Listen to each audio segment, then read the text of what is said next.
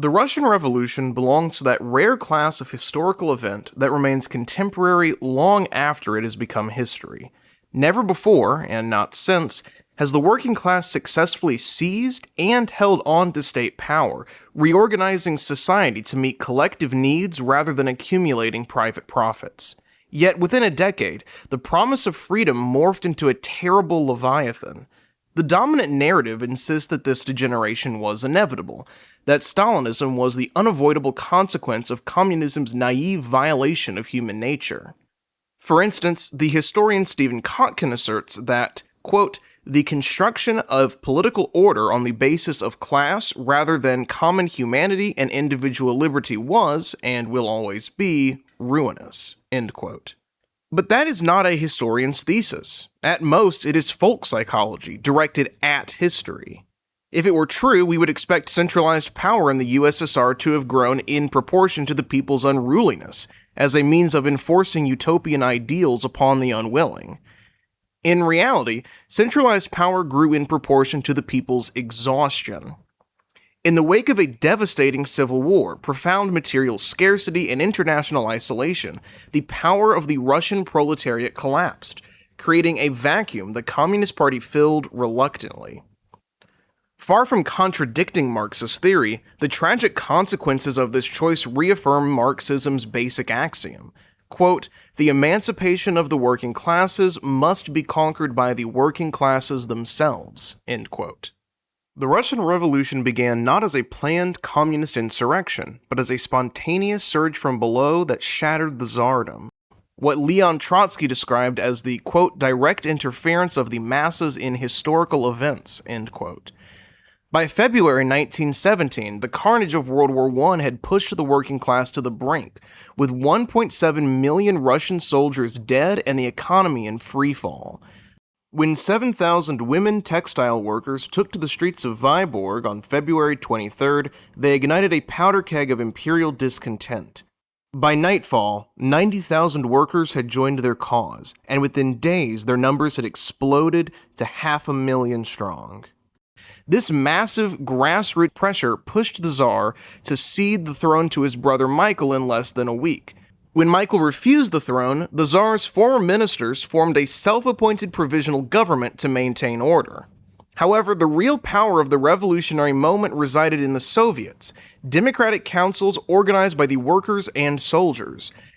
As War Minister Guchkov stated in early March, quote, the provisional government does not possess any real power. One can say flatly that the provisional government exists only so long as it is permitted by the Soviet. End quote.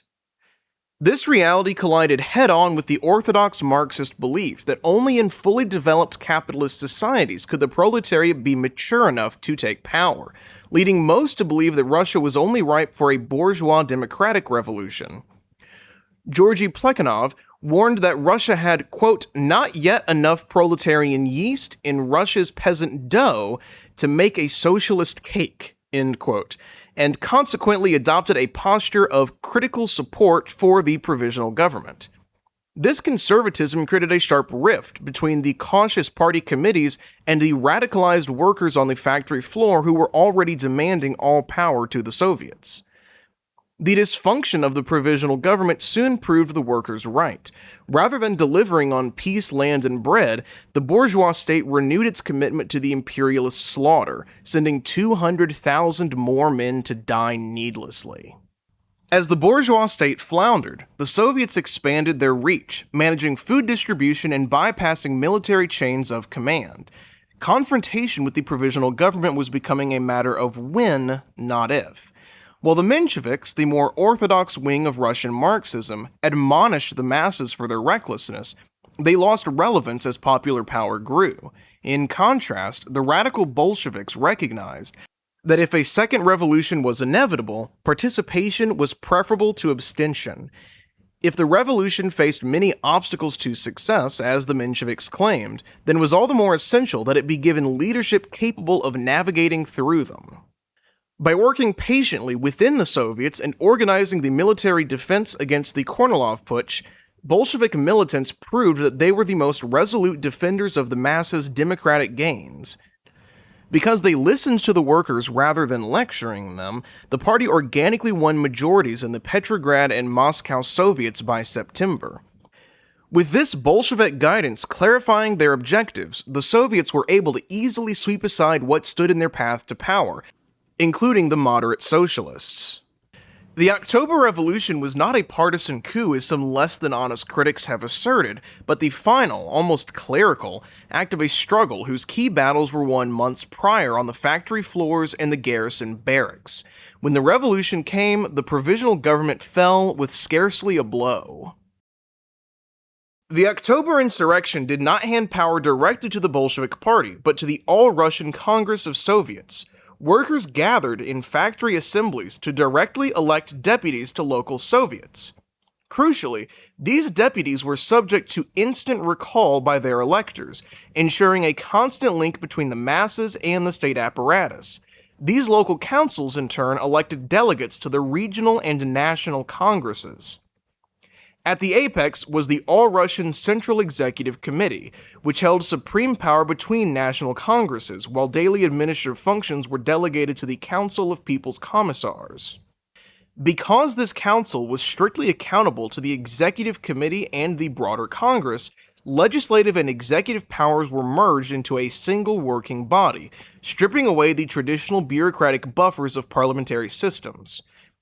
During this period, the Bolsheviks governed in a formal coalition with the left socialist revolutionaries and engaged in open, fierce debates with opposition factions on the Soviet floor.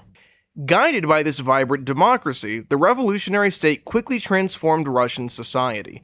The November 14 decree on workers' control extolled the workers to, quote, control the production, accounting, and financing of the firms they work in, end quote. Peasants expropriated sprawling aristocratic estates without compensation, and the new government issued landmark decrees guaranteeing national self-determination and the abolition of religious privileges. Yet these successes only incensed those whose careers had been tied to the old regime, such as General Kornilov, who declared, quote, we must save Russia, even if we have to set fire to half of it and shed the bloods of 3/4 of all of the Russians, end quote.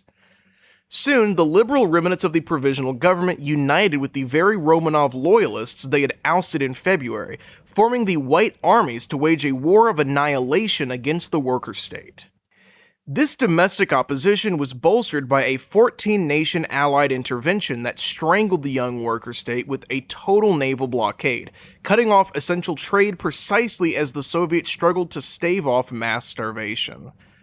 Furthermore, the White Armies unleashed a systematic campaign of extermination to restore the old ruling class. In contrast to the initial restraint of the revolutionary forces, the anti-Bolshevik armies engaged in a spree of mass executions that shocked even their foreign sponsors. General William S. Graves, commander of the U.S. forces in Siberia, provided a chilling testament to this imbalance, noting that he was, quote, well on the side of safety when I say that the anti-Bolsheviks killed 100 people to every one killed by the Bolsheviks, end quote. For the white commanders, the war was a moral cleansing. The revolutionary workers were not legitimate political opponents, but a deadly infection against which any measure could be taken to save the patient. The sheer brutality of this war forced a reluctant pivot toward centralization that warped the Soviet democracy. The necessity of wartime coordination eclipsed the luxury of political pluralism, and the Bolshevik Party began to assert its own apparatus directly over the state. In practice, the Council of People's Commissars increasingly ruled by decree, routinely bypassing the Central Executive Committee and the broader Soviets to which it was constitutionally accountable. Alongside this executive usurpation of legislative power, the party took drastic steps to consolidate control, expelling rival socialist factions from the Soviets in mid-1918 and subordinating independent factory committees to centralized authority. While these emergency measures were arguably necessary for survival, they established a dangerous precedent. If this substitution of party rule for Soviet democracy outlasted the immediate crisis, the temporary suspension of proletarian power could become permanent. By 1921, the White Army had surrendered, and the survival of the Soviet Republic was secure, ending the need for the Bolsheviks' emergency powers. In principle, this was the moment to roll back executive overreach and return power to the Soviets, but by this point there were hardly any Soviets to return power to. Civil war and economic ruin had, in the words of the Bolsheviks' leader, Vladimir Lenin, declassed the industrial proletariat. The most militant, class-conscious workers who had spearheaded the revolution were quickest to volunteer for frontline service or join the expanding Bolshevik party apparatus. These losses were compounded by catastrophic economic collapse that physically dismantled urban life. Strangled by war and blockade, industrial production plummeted to just 13% of its pre-war level. As factories fell silent, mass starvation drove a desperate exodus from the cities to the countryside, leaving behind a vastly diminished workforce. Of the 3.5 million industrial workers who had carried the revolution in 1917, scarcely 1.5 remained by 1921. For an ostensibly proletarian revolution, this demographic collapse constituted a profound political threat. To speak of a worker state without workers is pure sophistry. Nevertheless, it was a sophistry the Bolsheviks had little choice but to entertain.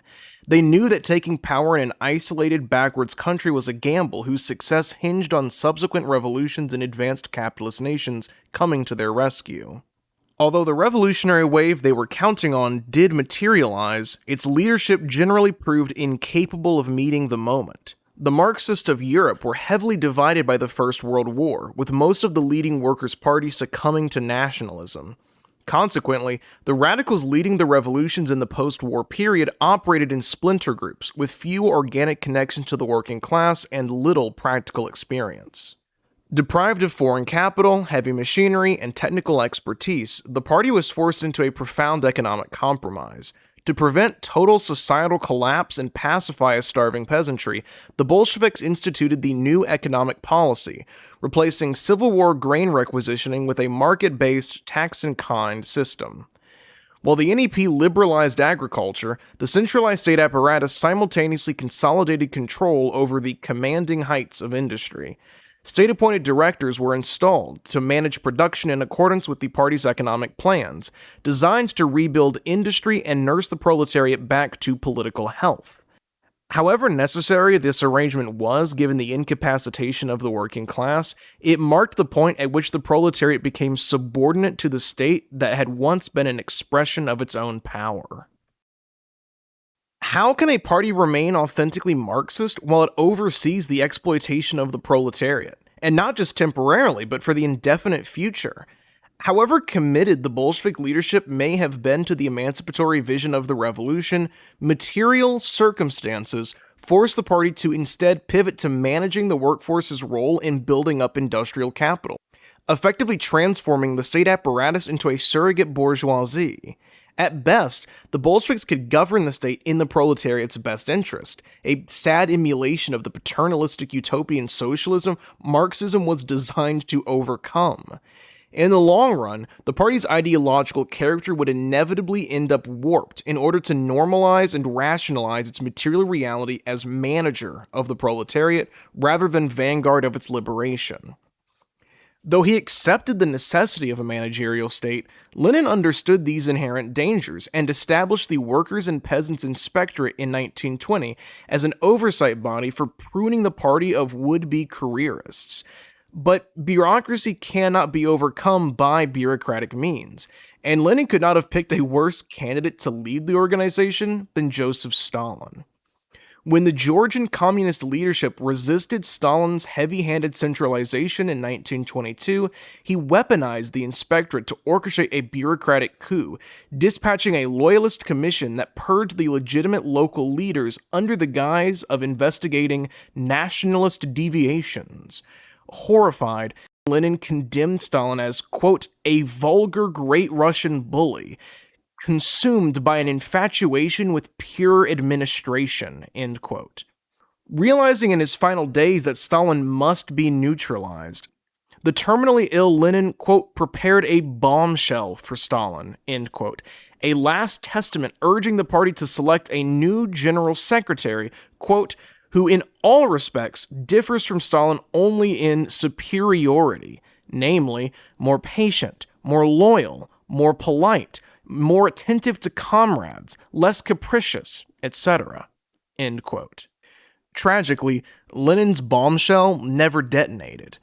Lenin himself had once warned that the party's proletarian course relied entirely on the shared authority of its old guard, and that a public split among these leaders could erode that authority. Capitalizing on this fear, the Central Committee suppressed the testament to prevent an open conflict. With his position salvaged, Stalin moved to permanently marginalize revolutionary veterans like Trotsky, exploiting the shifting demographics of party composition. As the state absorbed an ever-expanding array of administrative functions during the Civil War, the Bolshevik Party swelled to more than 25 times its pre-revolutionary size. Drawn by the prospect of stable employment amid economic ruin, members of this new generation viewed independent proletarian activity as merely an obstacle to their jobs. Having once been entrusted with expelling such people from the party, Stalin commemorated Lenin's death by suspending the party's membership requirements to induct 240,000 unvetted recruits, further expanding the party by another 50% in just 3 months.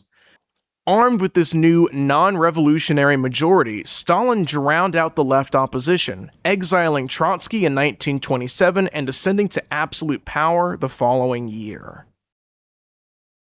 Its grip on power secure, Stalin's bureaucratic counter-revolution sought to make its position unassailable. To achieve this, it needed a way to frame its dictatorship over the class as embodying the class's own power, thereby granting itself a veneer of revolutionary legitimacy. Stalin's theory of socialism in one country, the assertion that a fully modernized socialist society could be constructed within the borders of a single, isolated state, served precisely this role. If socialism could be built in national isolation, the state's primary task was no longer to assist the international proletariat, but to manage and direct every aspect of domestic life to realize that internal goal. Indeed, it was now the job of the international proletariat to assist the Soviet state. Quote, "An internationalist is one who is ready to defend the USSR without reservation, for the world revolutionary movement cannot be defended and promoted unless the USSR is defended." End quote.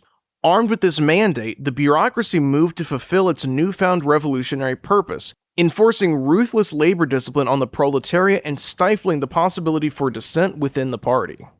Resolving to face the world alone, the state committed itself to Stalin's policy of breakneck industrialization, a frantic race for parity between the USSR and its rivals that demanded the extraction of maximum surplus value from the workers it claimed to represent.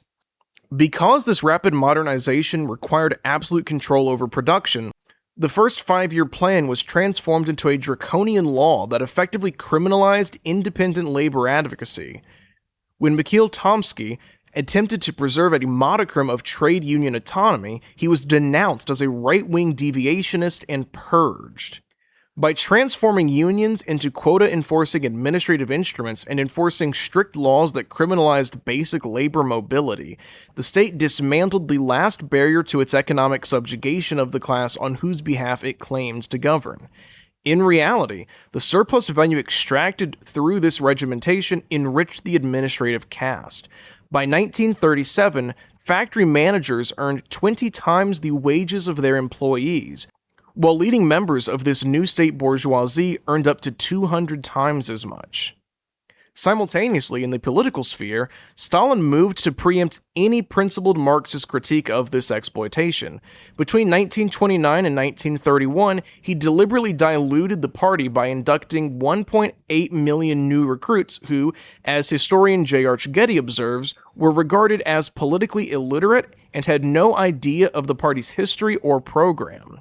Not satisfied, Stalin soon escalated from merely overwhelming the old Bolsheviks to physically annihilating them.